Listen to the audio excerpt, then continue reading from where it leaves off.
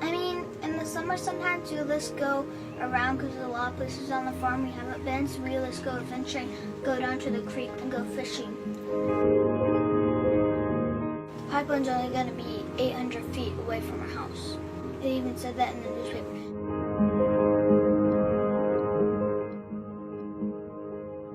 Everything. What do you mean? Everything. I mean, that also might mean we have to move. And this is like almost where all my memories are.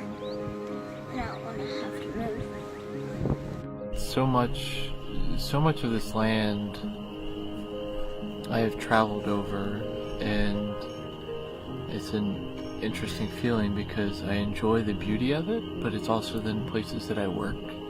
So it's like the sweating and the toil and the work in these same places that hold beauty, but not always necessarily seeing or appreciating that beauty.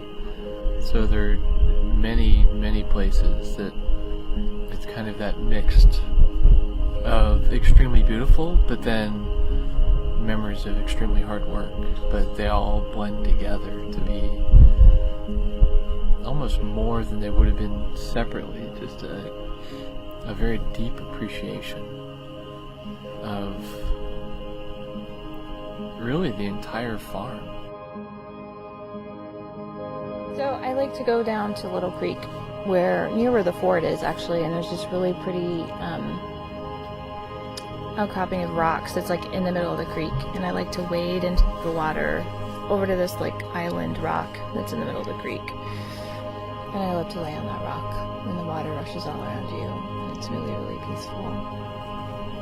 It's where I took a picture of a damselfly that had landed on me, and the kids were all playing in the background of the creek, like just like looking at rocks, and we could just play down there for hours. And we did a lot of summers.